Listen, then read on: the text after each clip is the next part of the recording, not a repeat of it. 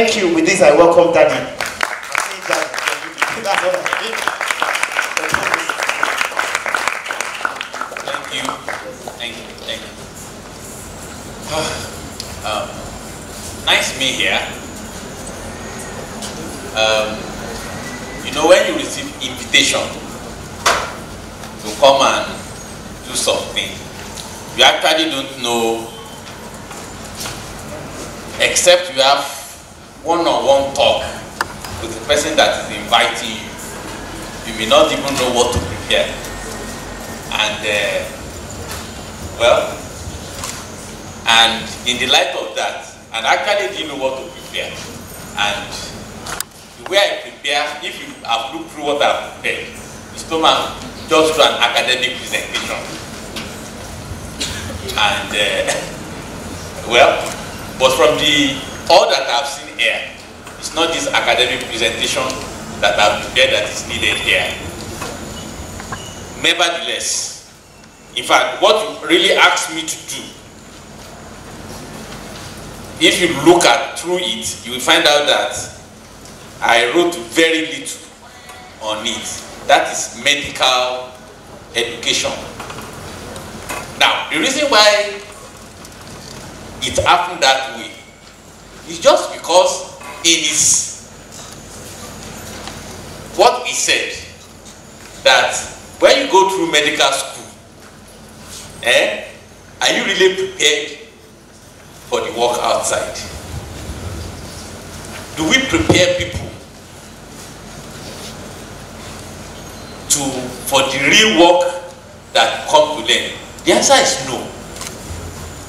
The answer is no. And if you go through our curriculum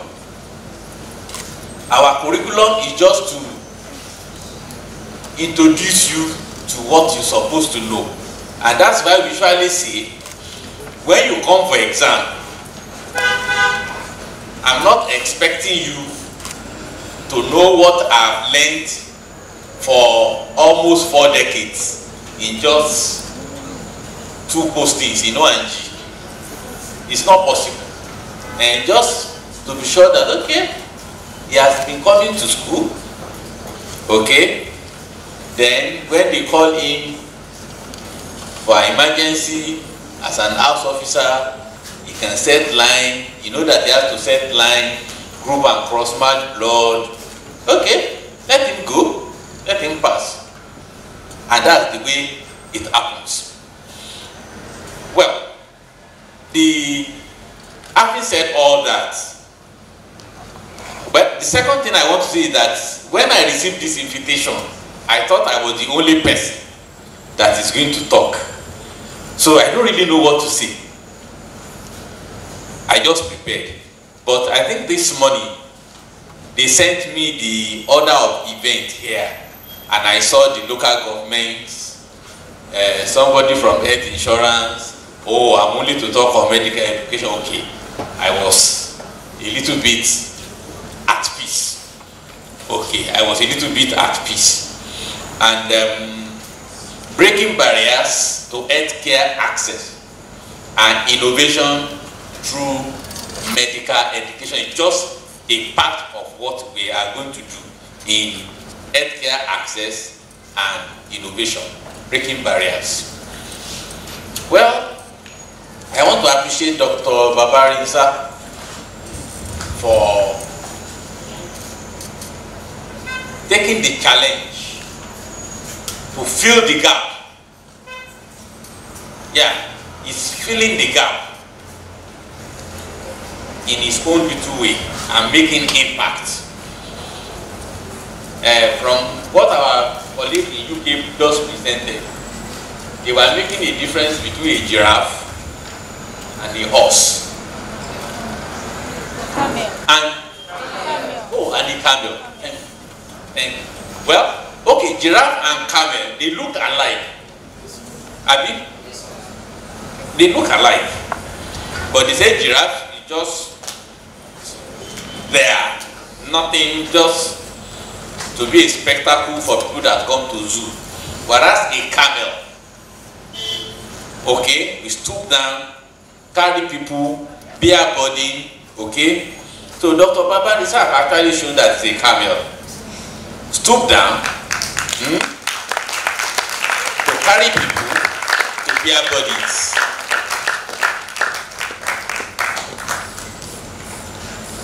And I used to wonder what he does, because I frequently see him in usage in those days, and I wonder what was this man doing?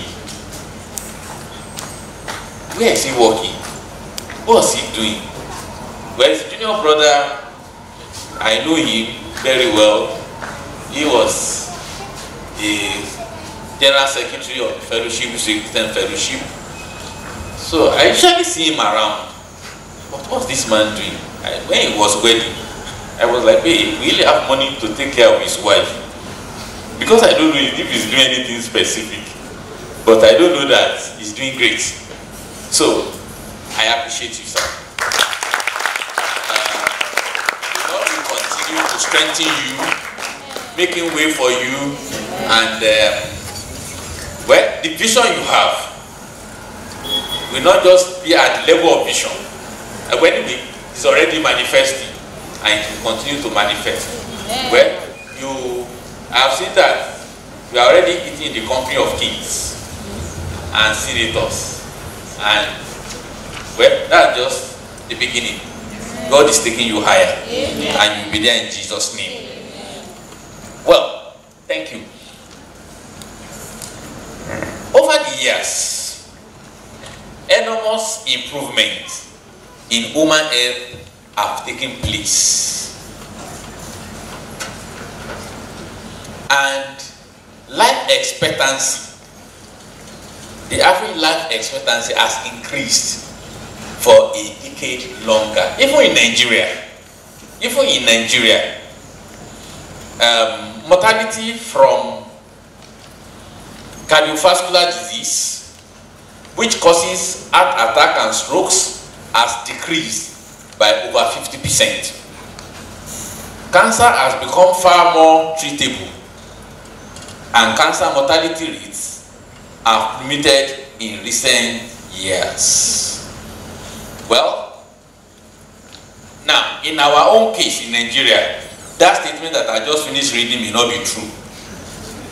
And the reason why it is not true is because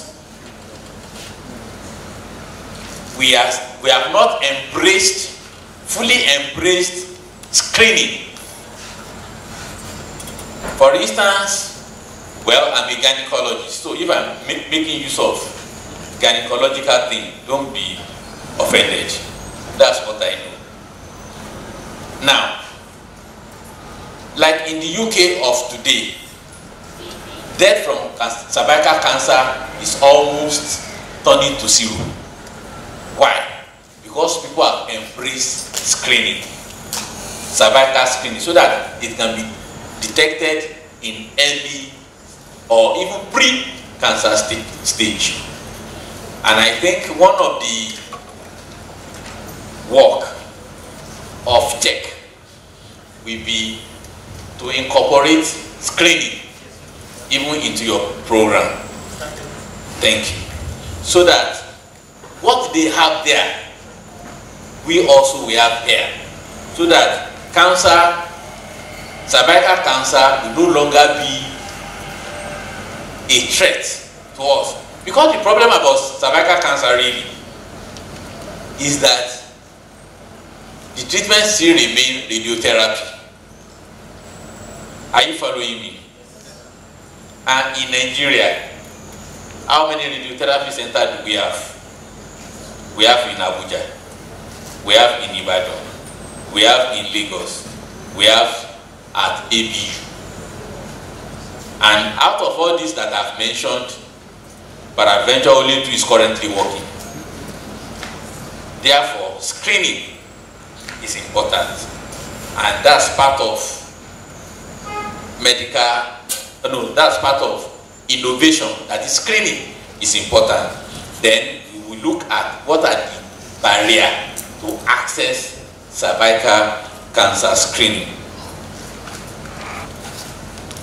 Similarly, a few decades ago, it was common to see people with arthritis who are bent forward or backward, suffering pains, but all those things are reducing due to medical innovation. HIV/AIDS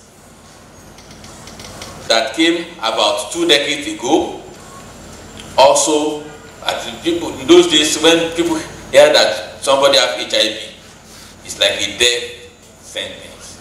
But many people are now living their normal life thanks to medical innovation.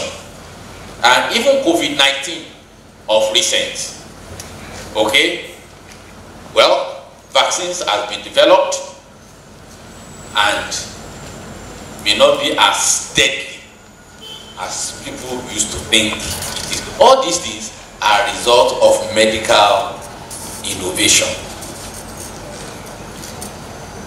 What are the catalogs of care? What are the healthcare innovation catalog? 1, we have consumer-focused innovation, technology-based model, business-focused model. So there are 3. But just as I've said, they are all academic exercise, and I don't want to bore us with it. But let me go straight to what actually is our concern, because is Dr. Is still coming? Yes, sir, it's still coming. Okay. So if we talk to us about health insurance, is one of the, I think somebody asked a question, why abroad we have things easily, they have money. It's because of all, they have something they call NHS. Yes, sir. Yeah, and health is almost free because everybody contributes to it, NHS, so that you don't have to pay out of pocket. So, and it's one of the ways to get access to medical care. Okay, our brother in local government also come the role of government. So our role in medicine, in medical education, is what is my own concern. And just as I've said, there is nothing much in medical education. Okay, you are not trained. Nothing has changed since I was a medical student, and what I was taught is what we are still teaching, and that makes us inadequate to face the challenges outside. Just as Dr. Babanisa said not long ago, one thing that made me to go and specialize, similar thing happened to me. What happened to me is what happened to me that made me to go and specialize. Okay, when I finished medical school, I went to do my house job at the Oyo State Hospital Management Board. The only posting I did, I could boast that I did as a house officer, was pediatrics. All other postings, strike here and there, things just happen. For that 12 months, I learned next to nothing. Now, coupled with the fact that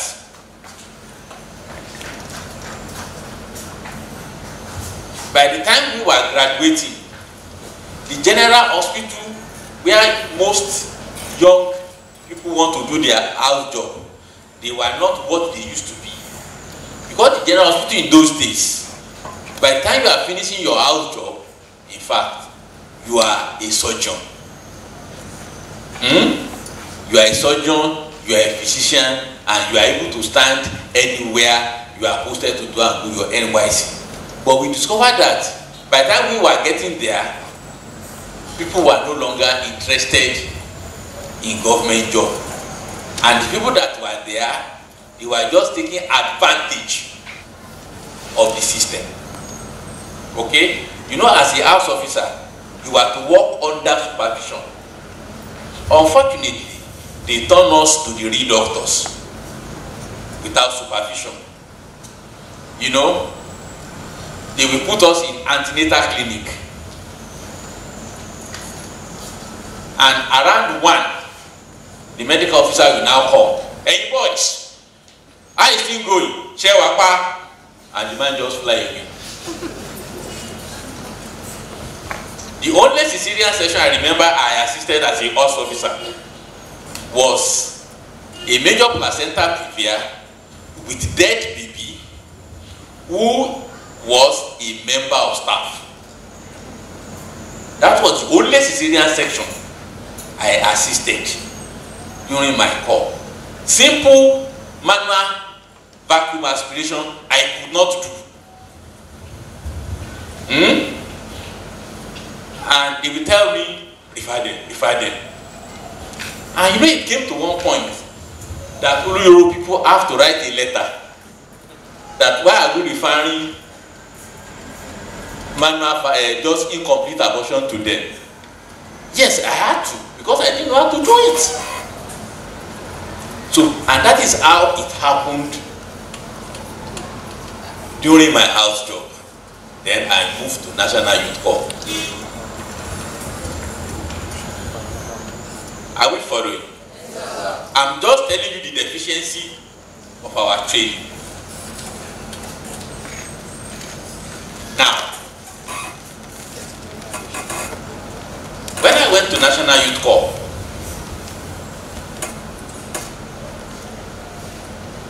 well, to make things worse for me, I had no opportunity to learn. I was posted to a stadium. So nothing to learn in the stadium. I was the only doctor there. Well, I now ventured to go and do locum. But in that locum, I know that I knew nothing. So when I'm on call, I'm always afraid.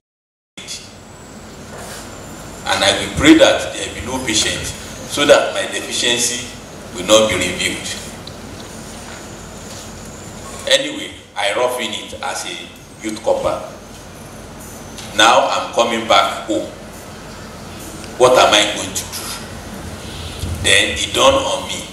If I will use medicine to eat, something has to happen. I'm telling you the deficiency of our training. And why we will not be able to meet the yearning of the heart of the society. So, that is now what made me to go and do postgraduate training. Well, I will not bore you with my medical student days, but I knew that I was not called for all this academic thing. But because I thought God would call me for a full-time ministry, but I didn't receive the call, so I have no choice to go and learn the medicine properly. So I went to go and learn medicine properly, and that's why I find myself in ONG. Not because I really wanted it, but because I knew that I knew next to nothing, and I have nothing to offer the society. That's what led me to go and specialize. I think that's the story. And that tells the deficiency of our training. What is the way forward? What is the way forward? 1. Redesigning of our medical curriculum. And part of that redesigning is, you know, what we do now, we give you lectures, okay, come to theater, see how what we do. After the theater session, talk to you, ask you question, complication, indication, and all that. Abi, is that not what we do? And I'm almost sure that none of you have ever assisted, for people that have done ONG posting, none of you ever assisted a surgery. Have you ever assisted a surgery? Anybody? No, sir. So you understand what we are saying now? That's part of the deficiency. So we have to redesign our curriculum to actually engage our medical students so that they actually lay hands on skill. They will be involved, okay, in prescription. Now, well, I don't know if it happened to Dr. Babarinsa. It was a nurse that taught me the dosage of chloroquine.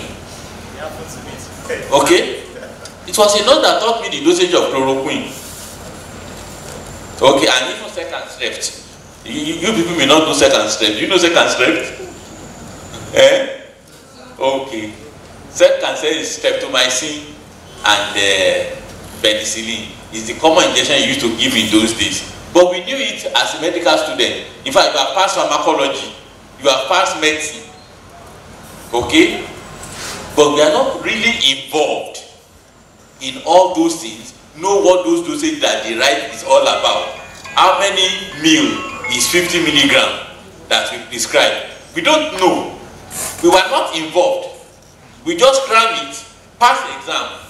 They said we have done well until you now get to real life patient. I think there must be a change. There must be a change. Another thing is that we are now have clinical acquisition lab. For some of us in Ladoke,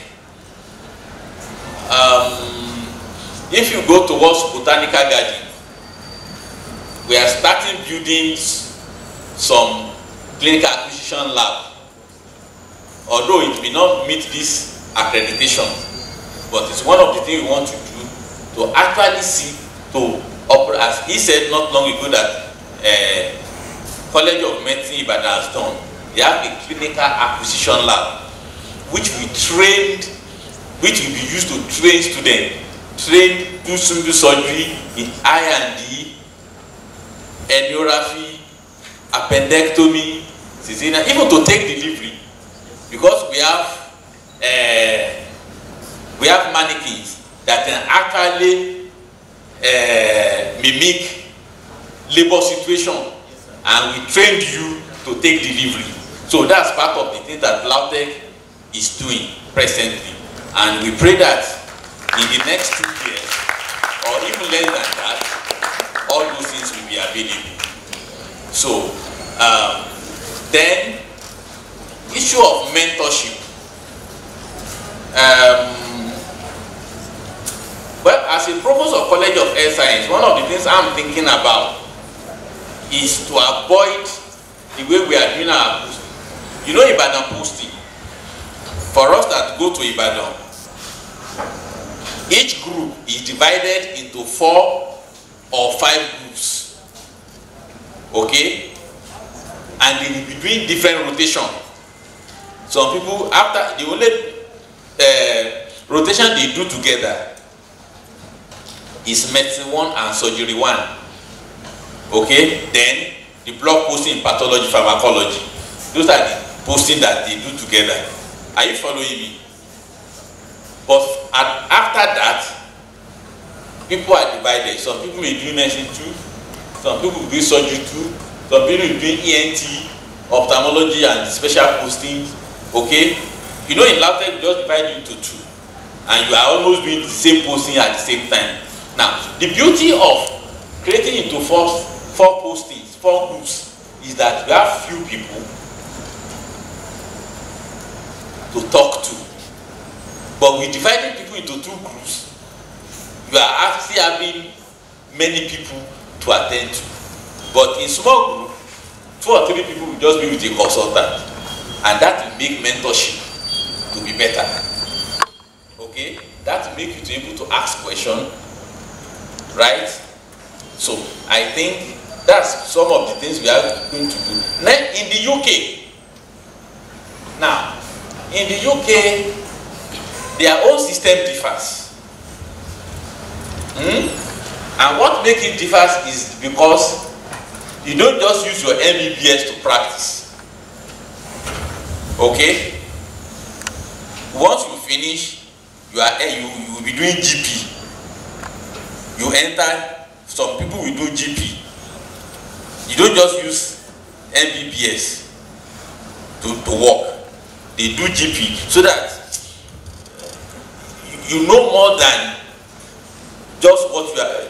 They are almost everybody is doing postgraduate. It's after you have done your GP. Now I want to do one year, I want to do surgery. You can now go and do those things. Whereas in Nigeria, MBBS is basic, but we have to improve the quality of what we get as MBBS. So, I'm confessing to you that our training is actually deficient. Okay? And we are working at it to ensure that medical education will improve, to make us an innovating doctors, nurses, medical lab scientists, physiotherapists. In fact, I even want to ask Dr. Babarisa how he got the idea of what he's doing, because I know that he was not taught that in medical school. Were you taught in medical school? No, there's nothing like that in medical school. So I'm even wondering how he got that idea of what he's doing presently. Did you do MPH? I did family medicine and well, that still doesn't prepare you for this thing you are doing. So it's part of the things we have to incorporate into our medical curriculum. And because, well, I appreciate the new generation of people we are having. They are more, their brain is different from ours in that they are thinking outside medicine. yes, sir. Yeah, they are thinking outside medicine. For us, it's only medicine that we know. We don't know any other thing.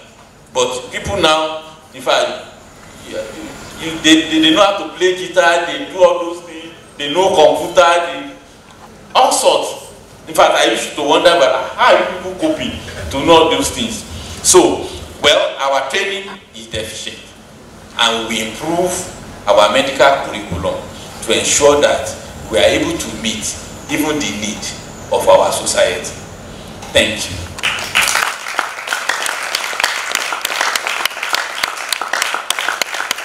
Well, but before I go and sit down, let me just quickly answer somebody's question. That says, well, the person said that once he also has finished, he's traveling out. That's all right. I have nothing against it. Sincerely, I have nothing against it. But the most important thing is purpose. Purpose. Purpose. Know what God is calling you to do. Are we together? Know what God is calling you to do. I believe what Brother is doing is happy, is at peace, he sleeps well. Yes. Why? Because he's doing what God wants him to do. Do you know that he can be a neurosurgeon making a lot of money and still not be at peace? Hello? Yes. Do you know that's possible? Outwardly, you think, ah, that man is making money. It's in money. It's in money. But he's not happy. Why? Because that is not what God has called him to do. And as far as I'm concerned, it's not important to me. Either you are a doctor, or you are a nurse, or you are a physiotherapy, or you are MLS. Therefore, all this competition that people does is foolishness to me. To me as a person, that you are a nurse, fine. You are a doctor, that's all right. As long as you are doing what God has called you to do. So fulfilling God's purpose for your life, it is what is important. If fulfilling God's purpose for your life is in the UK, go there. If fulfilling God's purpose is to be in my village, practicing as a nurse, go there and be practicing. And where you are, God will bless you there. Are we together? Yes, so, don't think that until you get to UK, it will not be well with you. No. No. Get it right from now. And now, I mean now, I guess most of you are students. And because you are, get it right now. If you want to go to UK, fine, it will make way. Okay? But if your purpose is to become a doctor in my village, don't say you want to go be a doctor in UK. Go to my village. It is in my village that we need you. So, and God will bless you there. A patient came to me one day and said, Dr. Adeyemi, you are so nice, you are so hardworking. Why can't you have a private clinic? And I smiled. I said, well, if I have a private clinic, you will not see me here as often as you see me. Because each time you come, you meet me here. But if I have a private hospital, that private hospital will be in Ibadan, not in Omosho. And if I take my quota, okay, I'm going to Omosho and say, they bring a patient, need emergency CS. Oh, I will wait and do that emergency CS. And by the time I look at it, Ojoti law. Okay, resident, please carry on. You will not see me here. But because I know where God wants me to be, I'm here to take care of you. Okay? And that's what I enjoy. I will make money, God will give me money if I need it. And God is making way for him, and God is blessing him. Thank you. Can we put our hands together again for Professor? Yeah, thank you very much. We're going to take questions. We don't know if Dr. Akonde will be around. He had this session, he was invited to speak this morning, so he told me when it's done, he will be on his way. But what matters most is that we have gained the best that we need to learn. And I want us to ask our questions just like we did the other time. You know, my interest actually was public health. And I'm still focusing on public health. Interestingly, I already have plans to actually go into public health to the highest academic levels possible. That's my interest, because that's what I feel passionate about. Why I deviated family medicine, which was never my interest, and my consultant knew, because I was interested. My consultants have been to different worship platforms, and I don't know why they just liked me.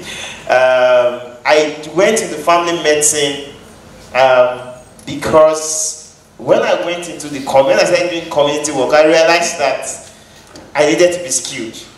So, and I chose Olioro because I wanted to acquire a lot of skills. And the reason why it's easier for me to network with many of these surgeons and all that, because I have worked with different specialists, so I know some things about the way it works. And I have no regret going through family medicine. But family medicine, my real interest is public health for many reasons. I don't have plans to come and sit down in one teaching hospital or one hospital, whatever. My interest is community work, and that's been my interest in medical school. When I was doing my Viva, those guys, they were like, wow, you seem to like public health a lot. That's my interest, and that's what I'm doing.